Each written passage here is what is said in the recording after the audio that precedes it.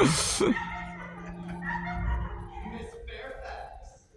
Frank Churchill, could you remember me this time? Of course I do, Mr. Churchill. I remember you. All too well. Oh, Mr. Knightley, won't you please take me to your bed? Yay! I beg your pardon. Your very bed. Please. Show me your finest fruits. Yes. Yes, of course. Mm. You know, not very many people understand how important picking a prize berry can be.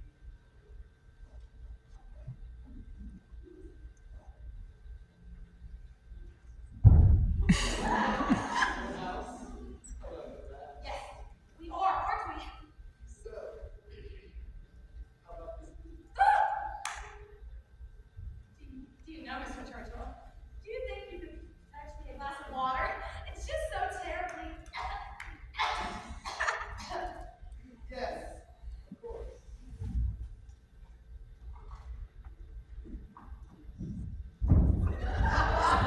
Emma, aren't you terribly pleased?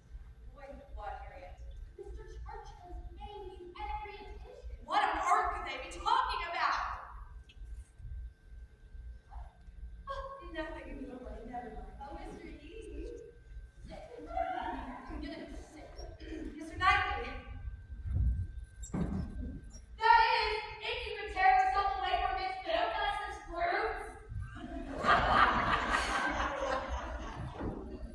Pardon, Miss Smith, but should you but Me. Yes, of course. Me. you know, Robert Martin planted these beds. Wrong, Mark. Right. What is wrong with me? Frank Churchill is paying court to me. He's being absolutely charming in every way. And yet all I feel is restless and irritable. Oh, Jane Fairfax. So, Miss Fairfax, do you find this weather to be different from Wayne's? What? What made you ask about Wayne? I was only wondering. Why? Wondering what? Who have you been speaking to? I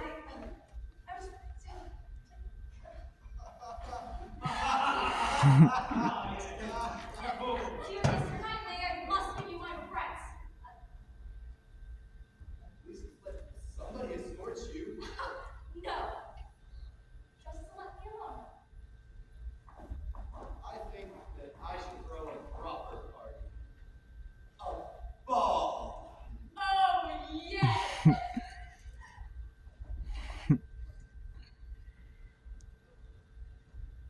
Frank Churchill! Emma, what do you think was wrong with Miss Fairfax? Why do you care so much for Jane Fairfax? I care for everybody at my berry picking party. Well, you certainly seem to have preferences.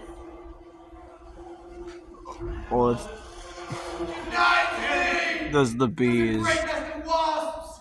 They were all over Miss Smith! Go and fetch your groundskeeper, man! Good night! Harriet! Oh, Harriet! Darling, please, speak to me! Mr. Churchill! My ankle!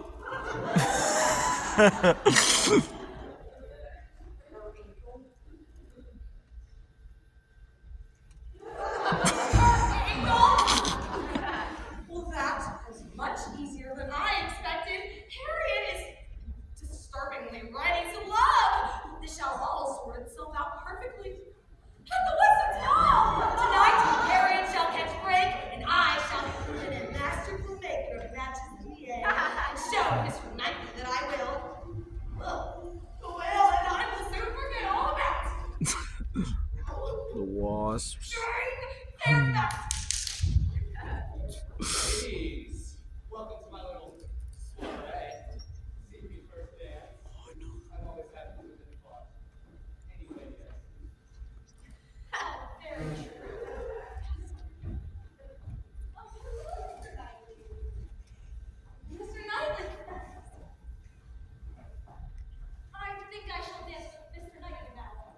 Mr. Knightley. Mr. Knightley. Mr. Knightley. Jane Fairfax. Punch, Miss Fairfax. Oh my gosh. Miss Fairfax.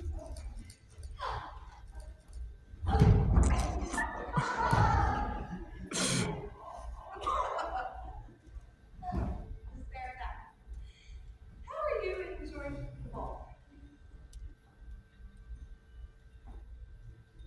How will I enjoy myself? Really, Miss Woodhouse? I know you have never liked me, but to be cruel in this fashion? You know exactly what you are doing. You must know of our circumstances, and yet you were always intruding and interrupting and coming in between us. Oh no. Don't pretend otherwise. Even you are not that simple. Dude, she is pissed. Jane, I have a punch. Well, of course you do. Perhaps you should just go ask her to dance. Wait, what? You're matchmaking for me now. Myself and Jane Fairfax. That is your newest project. But you do want to. Do you want me Do to? you want me to want you to? What? You have made it clear that you admire Jane Fairfax, and she has made it clear that she admires you. So, I think you should. I should. That is what you're telling me to do, that I should ask her to dance.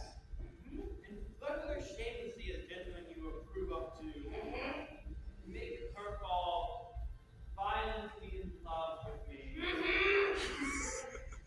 Well then, perhaps I shall. Good.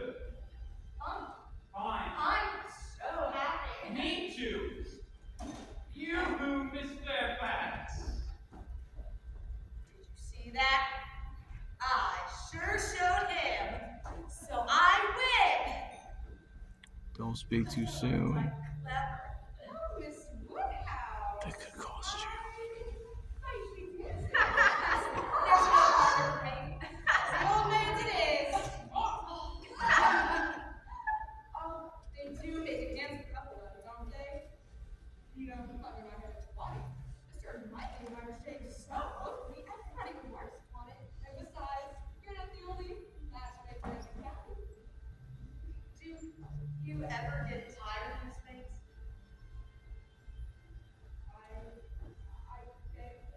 Why do you, any of you, teach young women when there's no use to be made of us? Why have I been given a mind only to waste it? What is the point of educating a lady if the most we can aspire to is matchmaking for all of our days? How do you stomach it, Miss Bates? I must have something to do, or I shall run mad. Emma. Well, that was. Where did that come from? I bet you don't remember that bit from the novel, huh? I suppose I had just. Emma. Oh, never fails. Step out to center stage, and who shall appear? Emma. Did you enjoy your dance with Jane Fairfax, sir? Emma, how can you speak to Miss Bates so? Oh, please. What right do you have to judge Miss Bates? For taking in boarding students, for running a struggling little school. How can you mock her for trying to do something with her life? What do you ever do with your life but waste it on vain nonsense? Ha! On flirting with Frank Churchill and tearing down Jane Fairfax. Jane Fairfax gets praised for her accomplishments, for her works, not her social standing. Perhaps you are not happy because you do not do anything worth being happy about.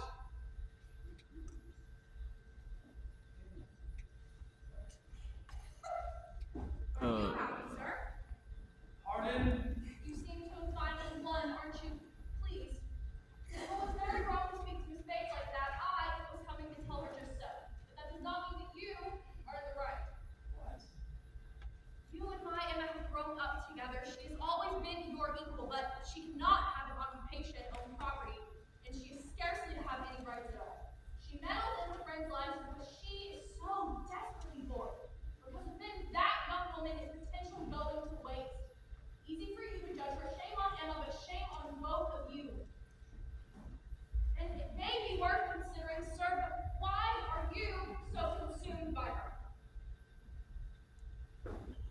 Dude. This is kind of getting out of hand. Emma, I got your note. Whatever's the matter?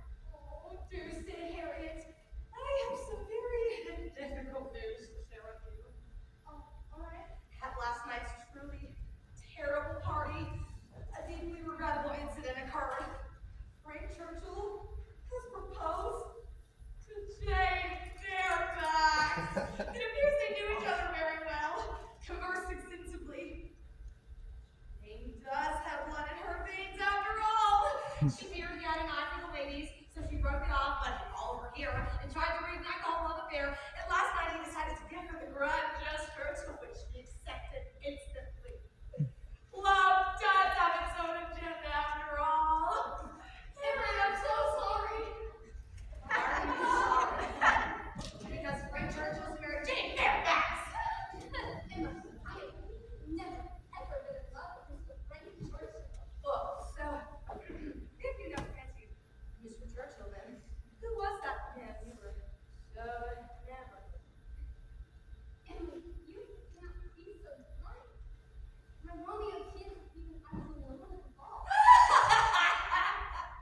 Mr. Knightley.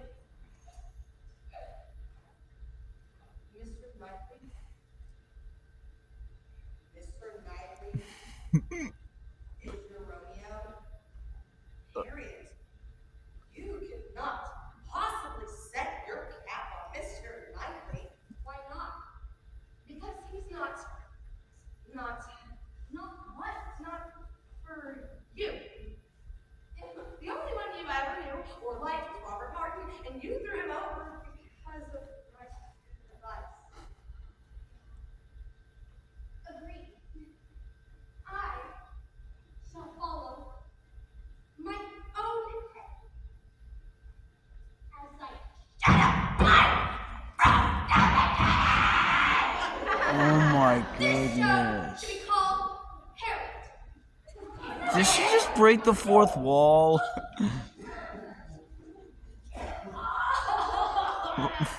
Harriet and Knightley, worse than Jane Fairfax, because Mr. Knightley cannot marry anyone at all. No, that isn't right. Hang on, I'm getting there.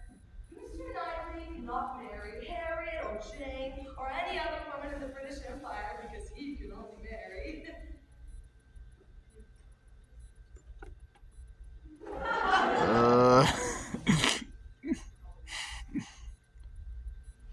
Who? Me? Are you serious? That's what I was waiting for. All the convenient plot twist. I'm madly in love with a George Knightley.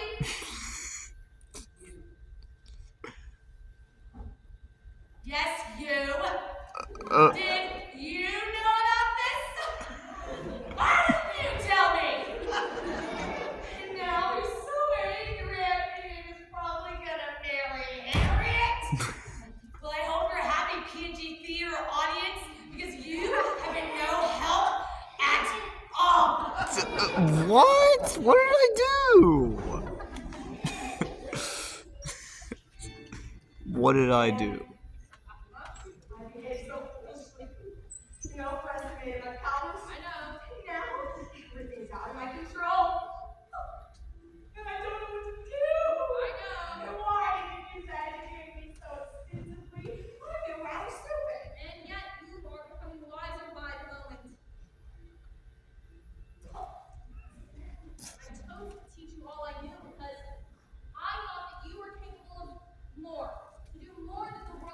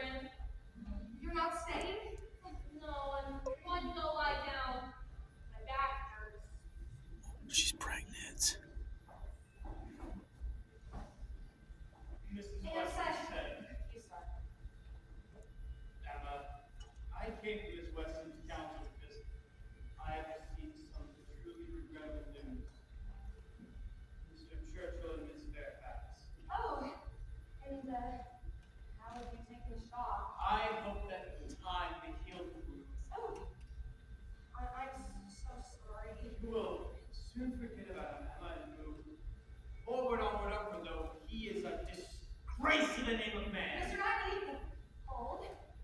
Please, I must tell you, I don't care one whit about that popinjay. Popinjay, exactly. I think they're never really dead. Oh, I thought you might think of him with regret. Oh, but so you think of Miss Fairfax with regret? I truly never felt anything but admiration for Jane Fairfax. And I thought, well, I said some things that I regret terribly. Yes, but I. Hurry it up! Nanny says child shall be born before you're through!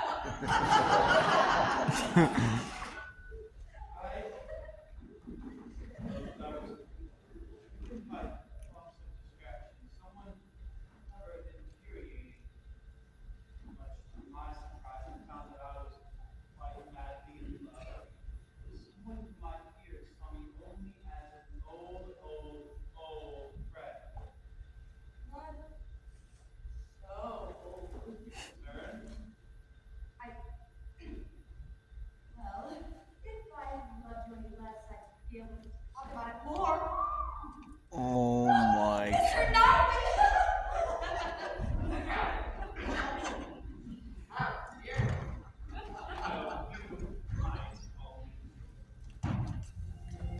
Oh my goodness. Well, I suppose you all predicted this was going to happen. Or perhaps you've read the novel. What an absolutely perfect ceremony. Everything is just as it ought to be. Right, Robert? Such a beautiful ceremony. Right, little Emma? Such a ceremony. Barb! Miss Advertise is all about your very sizable donation. Barb! We ought to use our energies for good. I decided to donate to her little school. I promised to teach them classes yourself. Do you have something to say about a lady choosing to have an occupation? I say that a lady can have any occupation she chooses. I have this wonderful education, you see, thanks to teachers of my own. I must put to good work, or I shall come to mischief. No, never. If I teach my girls the best I can, and they teach their girls the best they can, and their girls, and so on, who knows just what we can make, what power we can harness, what we could do. Don't let it get to your head. Someday, a whole world full of Emmas working together. You can't control everything, Emma. But isn't it fun to watch them try? The party poppers.